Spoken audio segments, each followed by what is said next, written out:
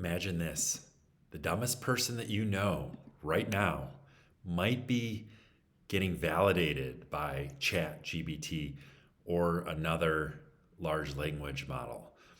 That meme was floating around here in the last few months. I saw it a few times, and I still get a little giggle every time that I think about that.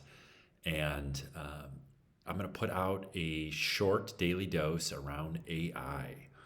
I'm certainly no AI expert. I've been working with ChatGPT for the last year, and I have an idea of what this is and how to utilize it. And I also have some concerns around this. And in terms of how we're utilizing it, and also for the fear in our collective. And I'll even raise my hand and apologize or acknowledge that I was kind of bought into the hype and a lot of this reckless reporting by the AI companies.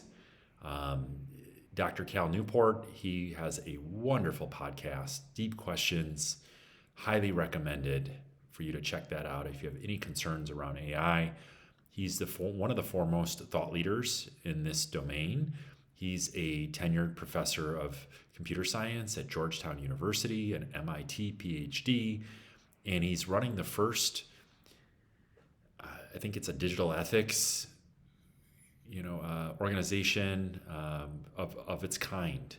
And so he writes he's the writer on all things AI for the New Yorker. So he's very established, credentialed man to be writing, and he's calling a lot of BS on this religiosity, the West Coast religiosity around AI.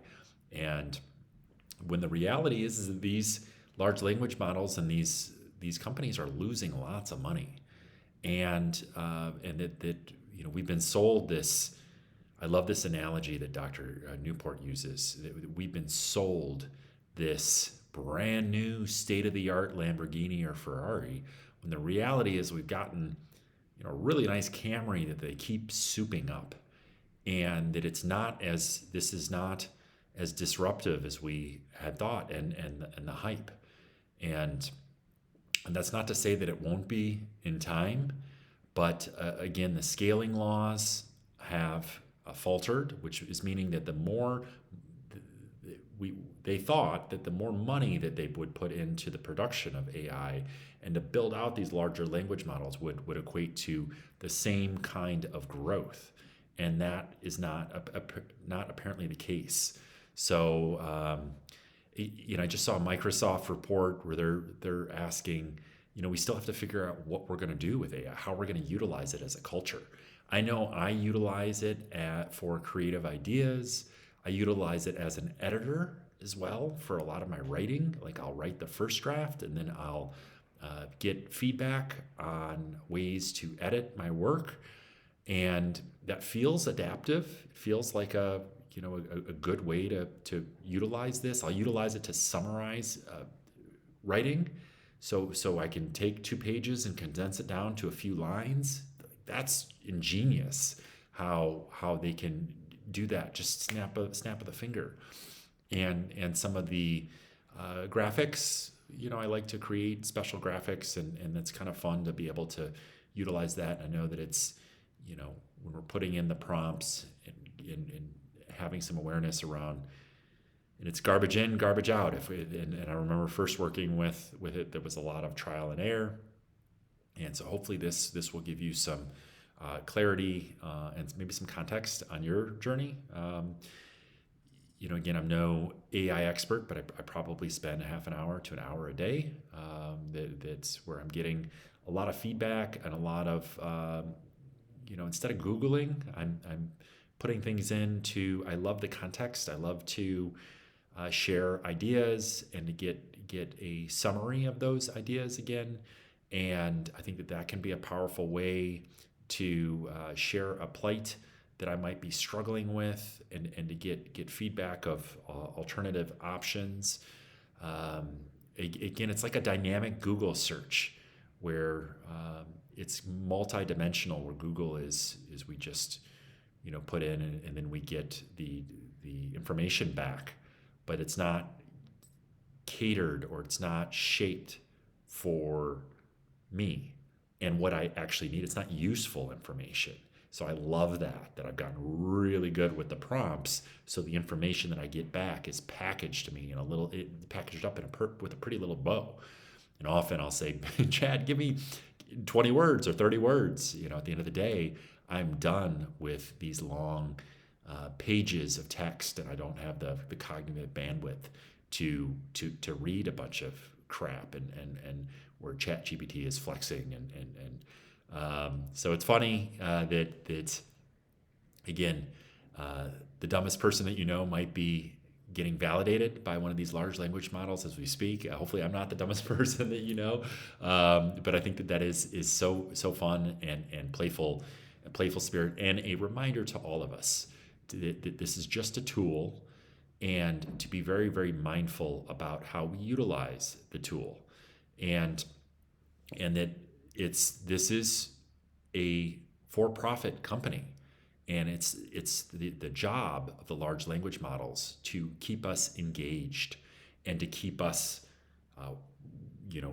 asking and again engaging, and that's the goal of these companies is to have our attention, and that's how they make profitability, or maybe the model will be profitable in time. I'm not sure exactly, but I know that it's their job to be agreeable, and so I think naturally there's going to be some bias. Again, that's the basis of this joke is that you might have a horrible idea that might be getting validated right now by ChatGPT, and that could be very, very dangerous for somebody that is on an earnest growth path and is naive to the fact that, hey, this could be BS incorporated, and I think it will be in time.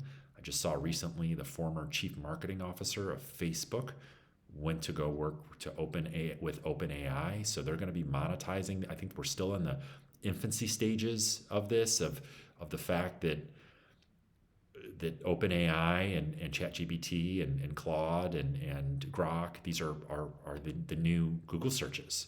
And certainly Google has Gemini, and they will maintain some of that market. But I think that's a $200 billion a year market that is being disrupted, which is pretty incredible because, again, I do think that this is adaptive. It's a blessing and something that's a value add when we can have a dynamic Google search and have some of its features. But I don't see any super intelligence, that there's a lot of fear around this super intelligence and how AI is going to take us over and this and that.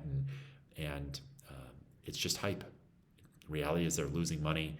And this is something that is their strategy to get us to talk about it. So, the fear and that can catalyze again awareness is kind of a sneaky strategy, maybe even unethical. Dr. Cal Newport, he talks a lot about that this is dangerous journalism, that is irresponsible of these journalists that are shaping and framing a lot of, if there's any job loss in a normal tech downturn, they're going to immediately say, hey, this is AI taking all your jobs, and that you should be fearful of. So there's a lot of hype. I've seen a lot of dangerous messaging as I went down this rabbit hole, and I've come out of this rabbit hole. Yes, I think it's a powerful tool, but the jury is still out as to whether it's evolutionary or revolutionary.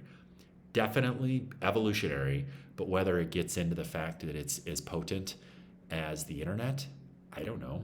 The internet was extraordinarily disruptive, and how that's shaped and connected our global human family. Will it open up those kind of dimensions? Time will tell.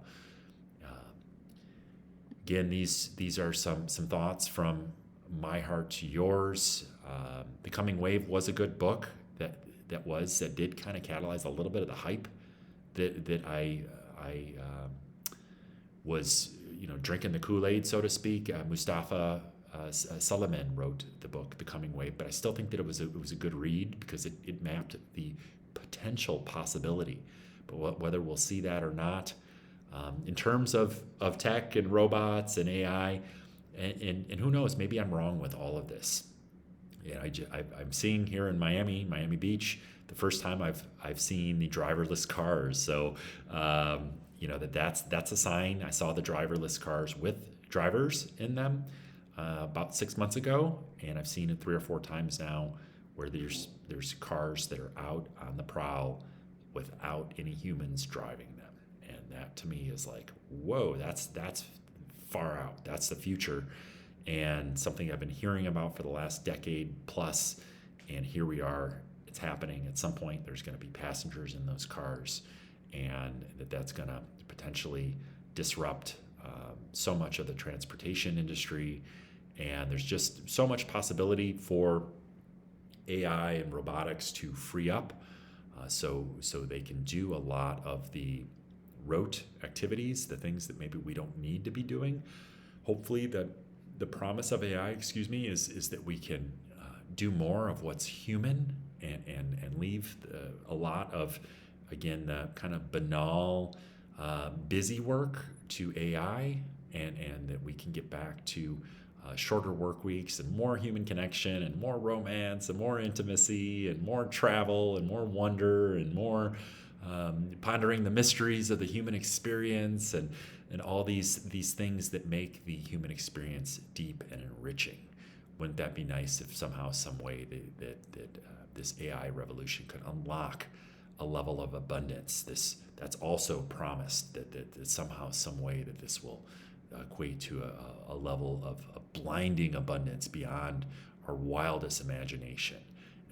Again, I don't know if that's true, and I don't know if that will be happening, and maybe I'm wrong with all of this, but I've given this a lot of thought, and I've read a few books around AI, and certainly listened to a lot of Dr. Cal Newport on deep questions, and highly recommend it if you're feeling any of the existential dread about AI coming to take us all over. Listen to Dr. Cal Newport. He'll set you straight and give you the framework of what AI is. Maybe I'll spend a few moments. At the end of the day, they're just these really highly sophisticated chips that have been programmed and uploaded with data, and it's these chips. It's their job to find their predictive machines, where they're predicting the what we're requesting. So it's seeking an answer. It's seeking to predict something based on our query, and that its job is a prediction learning machine, where it's going to learn a behavior or learn that something that based on our query, it will give us an answer. That's kind of my lay understanding of this. Hopefully this has been helpful, and certainly I feel like I could have gone in more depth, but think of this as an AI for dummies, short daily dose. And if you have any questions, or if I missed anything, or if you have any resources or anything, love to put this out to the community, and to hear your input, or anything that I might have missed, or an angle that I might have missed, or resources that might be beneficial, or if there's more podcasting or other resources that you found benefit from, in addition to Dr. Cal Newport and deep questions. I'd love to hear it, because I'm here. I think we're all learning out towards this edge together, certainly with AI, as this is a new tool that has been thrusted upon us in the last few years, and how this all unfolds, no one really truly knows. So we'll just see. It's an exciting time. It does feel like there's a promise of some potential benefit, potentially, again, revolutionary as opposed to evolutionary. We'll see, though. So much love to all of you. Love and peace. Thank you for watching. More on the Worth the Fight. For more on the Worth the Fight mission and message of hope and healing, check out worththefightbook.org. I'd love the support of my book. This is the 7th year anniversary, and I'm making one last push to get this out to our human family, and out to our nation, and would love the support. Love for you to read and or listen on Audible, and to let me know your thoughts and impressions. Again, so much love to all of you. Love and peace. We'll see you tomorrow. Thank you.